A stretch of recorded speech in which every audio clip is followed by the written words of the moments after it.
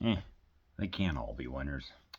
So, I don't know. In the 1970s, Argento released what's known as the Animal Trilogy. He had, of course, two that I've already reviewed: The Bird with the Crystal Plumage and Four Flies on Grey Velvet, which both were freaking great.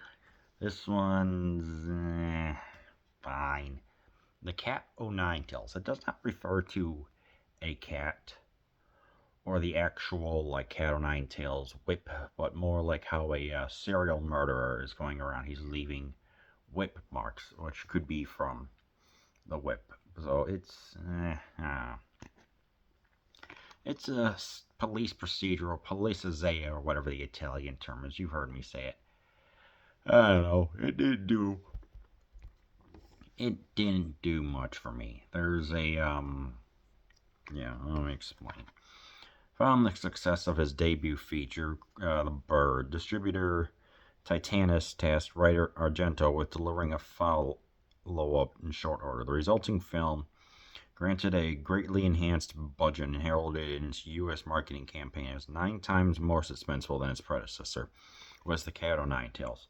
When a break-in occurs in a secretive genetics institute, blind puzzle maker Franco Arnold, played by Carl Madden of Patton and One-Eyed Jacks, who overheard an attempt to blackmail one of the institute's scientists shortly before the robbery, teams up with intrepid reporter Carlo Giordani, James Franciscus of Beneath the Planet of the Apes to crack the case. And before long, the bodies begin to pile up, and two amateur sleuths find their own lives imperiled in their search for the truth. And worse still, Laurie, Cizea de Carlos, Cannibal Apocalypse, Franco's young niece, may also be in the killer's sights. The second entry in the so-called Animal Trilogy found Argento further refining his distinctive style and cementing his reputation as a master of the giallo thriller. Co-starring Catherine Speak, Il Soprasso, and Rada Razumov, Baron Blood, featuring another nerve-jangling score by the great Ennio Morricone, The Bird, and then also The Good, Bad, and the Ugly. Cat O' Nine Tails remains one of Argento's most suspenseful and underrated films. Yeah, I agree. What I like here is that we actually get to see some good characters. We get to see the police person when his name translates. I think it means Charles Jordan or something like that. We actually get to see him interact. It's like one, we get to see him at a bar. Two, we get to see him in everyday life. So we know what his everyday life is like, and he's still doing the police investigating, and that's fine. But when he actually starts questioning people and going around, it's more than just like standard detective work. It's actually him solving the case and going through what he can. Doing some interesting things like making his way into sashaying would be the word. His way to contacting some one of the people there, going into a house they've never been in, meets up with the wife and husband, one of the important people there, and it's like, okay, then I like this guy's style.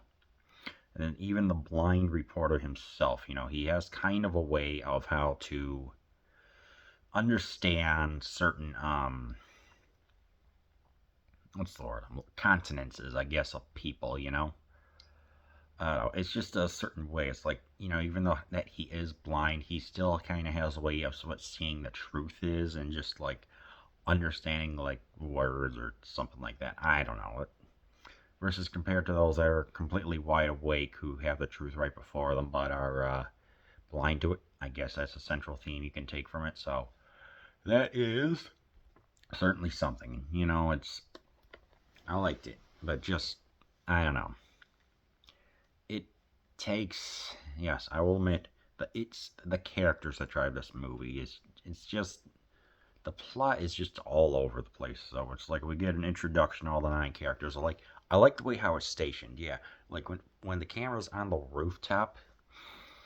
Yeah, definitely he's refining his style. He's on the rooftop, and we get to see all people come out. We get to see a German professor. We get to see a gay person. We get to see a young couple come out. We get to see the head of the institute, and it's like I like that. He is really refining his style and making it work out, but it's I don't know, just half about roughly I don't know 40 minutes, and it just starts to just meander all over. It's just like trying to just find every single piece of the puzzle. It's like yeah, we get these two working together, and I really really like this duo here, but it's just for a while nothing really happens. I don't know. It's like they try and figure out like, oh, all these people are getting eliminated, and then it's like we have this one guy lady named Bianca and her husband both get taken out. It's just I don't know. Uh, what exactly it is that they've invented this new drug called XXY that can supposedly detect when a person may be a criminal from birth, which this is very interesting stuff. Very interesting police work that would probably go on to influence like some American movies. And I like this. I like the plot, but it's just for a while. It's just feels average. Average police work where they don't really expound much on it. It's just I don't know. I mean, it doesn't get all philosophical or anything. We're not exactly like talking about like extremely deep and stuff. It's not like you can just go to Barnes and Noble and get the Cat O' Nine Tails and Philosophy book. It's fine. Yeah. It's just like hey, we're just going to take this idea and kind of run with it, and also have the police procedural. And you don't really find out who it is until the end. That's typically how it goes. And yeah, then you just yeah, but I would say like right around the I don't know when they go into a graveyard because they discover one of the characters had a note that was attached. That's very interesting. It's like they really make their way in the dark, and it's tense, but you know that they can make it through. They finally get inside the mausoleum, discover where the note, but then of course the blind man who was outside gets into a scuffle with the murderer, and it's intense stuff. We're wondering, is Giordani going to escape? And ultimately he does, but it's just masterfully shot. The sense of claustrophobia, the build up and the tension. It's like they're walking in. They have this amazing first person shot. They're walking through his yard. It's like I like that. And then right at the end on the rooftop, yes, it feels so weird. Of just how suddenly they're inside this skyscraper and everything's going on there. And it's like, okay then. I don't know. It just felt like a bizarre. It just felt like some of the stuff was rushed. It's like obviously what I heard in the description.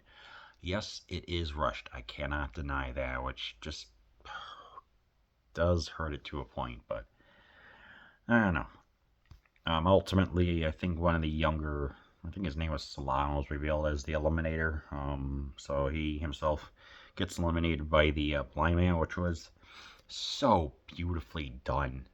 And I'm just like, thank you. Yes, please take care of him. Yes, he did abscond the young girl, and ultimately he gets his just desserts. Falls down and roll credits. I'm like, that was an unexpected ending. Yeah, obviously the performances in here are good. Thematically, it's about nature versus nurture. Is like, what exactly, like, are we like programmed from birth because of chromosomes and all the other stuff in our DNA to commit crimes, or can we go over that? There's also during this time, like in Italy, gay people were considered to do were predisposed to do crime or whatever just because of their genetic makeup, which is complete BS, by the way. And this movie held a mirror and reflected that back at society. And like I said, with the eyes open and closed. So that was definitely a very interesting way of looking at it. So, it's like they discuss about like how, like, hey, just because I'm gay doesn't mean that I'm bad. They talk about that. One of the people there, like when they're at a bar, they discuss that. So, yeah, it's very interesting stuff. What some people may not like is like, yeah, it does get slow and boring for a while, and the discussion of like homosexuals may not go well with some people. So, and just the plot, how it's kind of all over the place at certain points, I'm just like, it just doesn't do it for me. And no animals, seriously, not even a freaking fly. I don't know. I mean, it's like, yeah, it alludes to the Cat O' Nine Tails. I don't know. Whatever.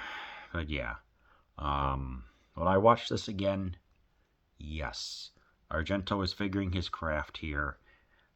Yeah, this is one I probably need to see again to review because, it's ultimately just a fine movie. Edgar Wallace's son, Brian Edgar Wallace, I think, who did he write? Tarzan, I think, the senior, worked with Argento, but Argento, who already wrote like 40 pages of a storyboard and everything else, wanted sole credit. Ultimately, I think him and some other person had a falling out, and so was Argento's father, Dario himself, and then this other person had a massive beef for a long time, and Brian Wallace ultimately went uncredited. So yeah, that would explain why I was so messed up. But yeah, despite everything that I say, characters here are actually really good. You do want to see more about them in their lives, and that's why I recommend that you watch The Cat, 09 Tales.